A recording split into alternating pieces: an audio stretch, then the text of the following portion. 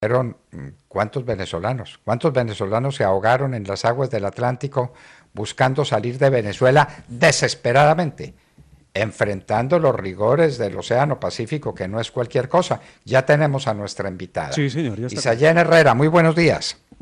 Buenos días, muchas gracias por la invitación.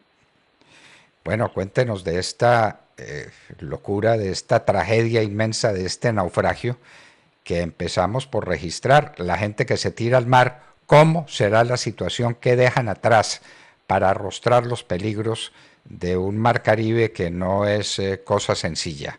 ¿Qué nos cuenta usted? ¿Qué pasó finalmente con esa tragedia? Bueno, en estos momentos se han encontrado 33 cuerpos flotando en el mar. Por primera vez el gobierno de Venezuela, dada la situación, hablaron y dijeron que había complicidad, que hay una red de personas y de autoridades en los sectores que se aprovechan de la situación de la crisis que hay para avalar estas salidas ilegales hacia la isla. Hay 7 detenidos, órdenes de detención a funcionarios de la Guardia Nacional, pero tampoco han admitido la gravedad de lo que está sucediendo. O sea, ahorita se desaparecieron, o bueno, naufragaron 33 personas, aparecieron los cuerpos, pero eso no es una situación nueva.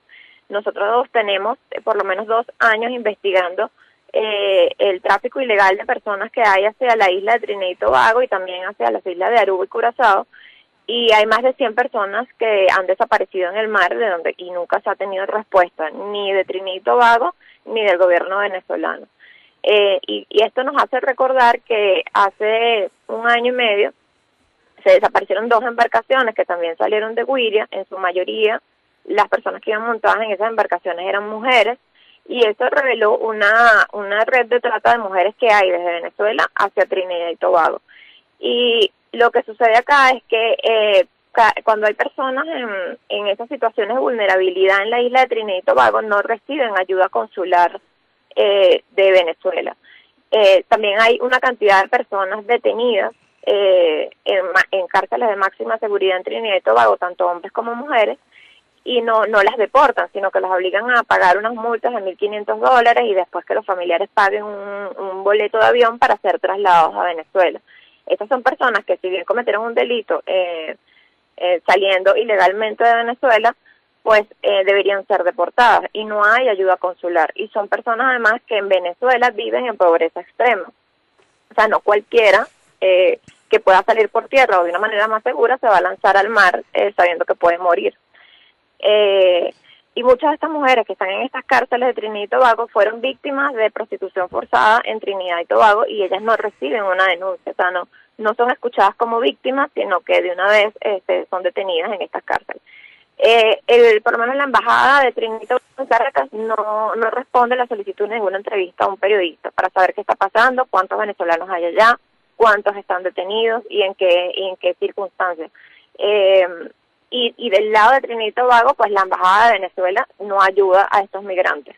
Es una situación bastante complicada lo que se está viviendo. O sea, las Naciones Unidas también ha pedido información sobre las 2 botes que se desaparecieron hace 1 año, y Trinidad y Tobago simplemente no ha contestado. Bueno, doña Isayen, estamos hablando con Isayen Herrera, periodista venezolano del New York Times y de Armando.info. ¿Qué dejan atrás estas personas que llegan a tal nivel de desesperación que se tiran a un mar tan duro como es el mar Caribe?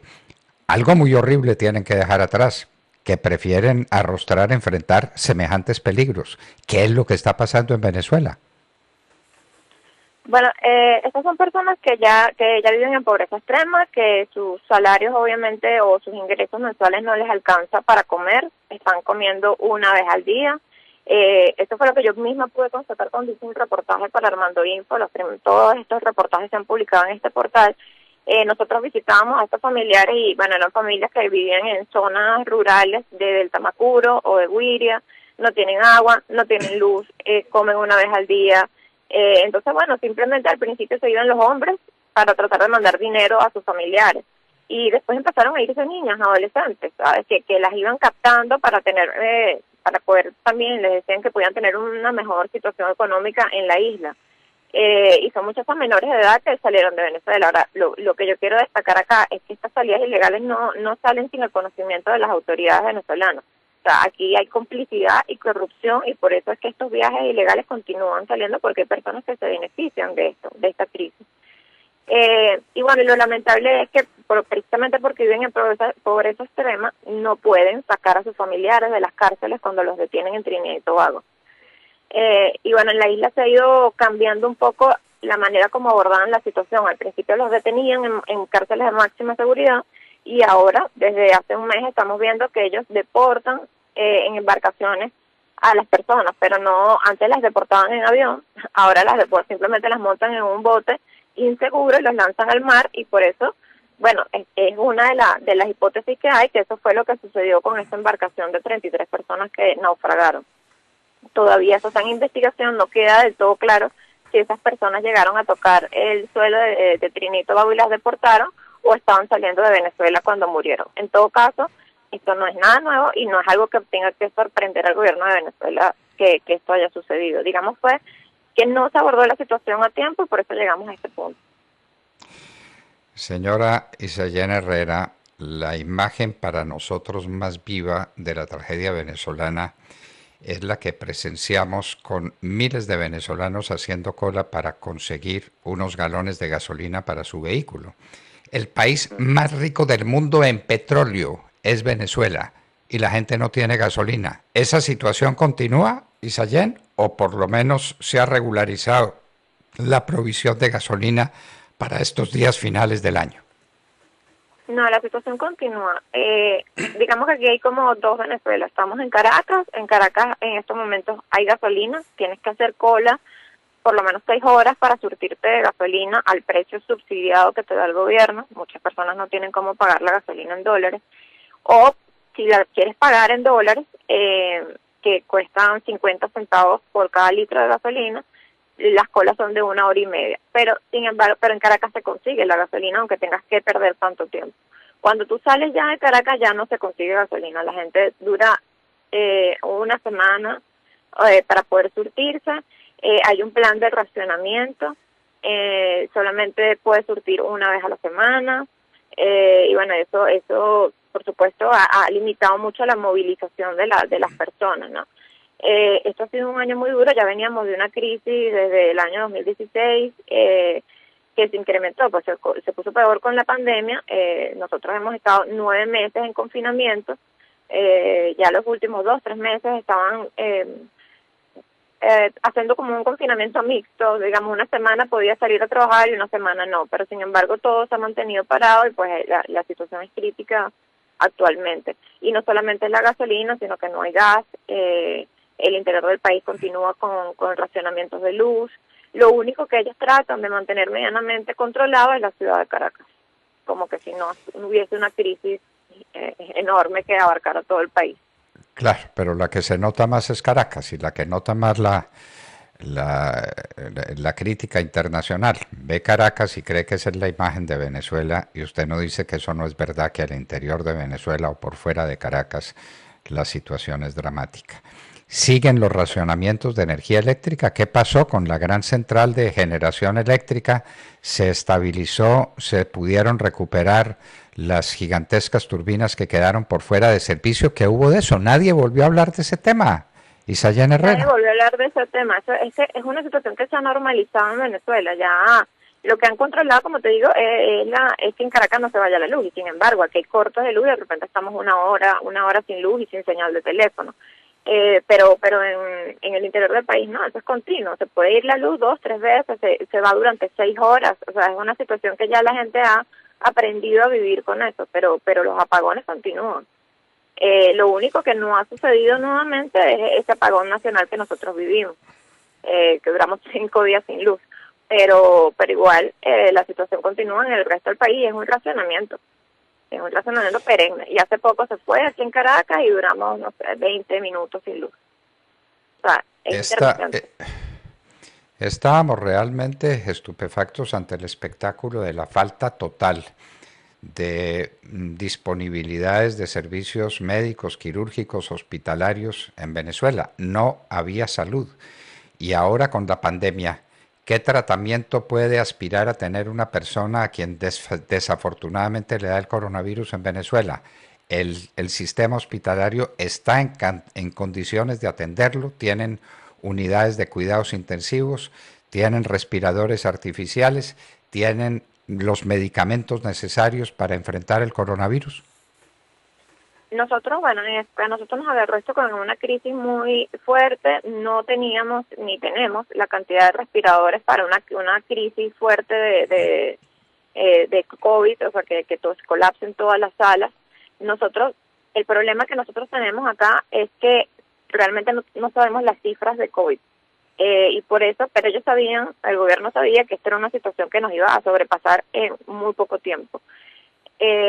Nosotros por lo menos durante los primeros 5 meses que ya teníamos la epidemia en el país, o sea, cuando se tomaron medidas bastante radicales, o sea, inmediatamente había un solo caso en Venezuela supuestamente y ya nosotros no podíamos salir de la casa. Y nunca tuvimos más de 1.000 casos al día de casos de COVID, ni más de 11 casos de fallecidos según las cifras oficiales. Pero la realidad que teníamos es que los primeros 5 meses del año nosotros no teníamos capacidad de hacer diagnósticos, se hacían en un solo centro que estaba ubicado en Caracas y tardaba hasta 3 semanas en que te dieran los resultados. Entonces nosotros estábamos viendo una epidemia en diferido. Después eso se amplió a 5 centros donde se podía hacer la prueba, igual tenía un retraso para entregar los resultados. Y nosotros actualmente no sabemos las estadísticas, o sea, no nos pueden, ahorita venían las elecciones, hubo una liberación de la pandemia, o sea, del confinamiento que nosotros estábamos teniendo, y se sabe que hay una alza del COVID, pero el gobierno sigue anunciando 300 casos, 315, pero ya el discurso es que en enero nosotros vamos a volver a una cuarentena bastante radical. Digamos que fue una decisión más política que de salud. Pero es una realidad que Venezuela no cuenta con la cantidad de respiradores. Ahora, tú me preguntas a mí, ¿cuántos respiradores hay en los hospitales? Pues es difícil decirlo porque el Ministerio de Salud nunca ha sido abierto para decir las estadísticas reales. Lo que sí podemos saber es que cuando hubo un pico fuerte en Venezuela, todas las unidades de cuidados intensivos estaban colapsadas en todos los estados.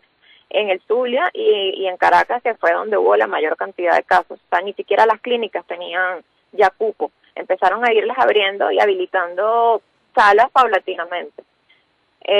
Pues es preocupante si esta flexibilización que se hizo ahorita en diciembre, que bueno, lamentablemente teníamos que verlo de 2 maneras. Las personas necesitaban generar ingresos de alguna manera que no los pudieron generar en un año, pero también va a haber una crisis de salud que nos preocupa para enero.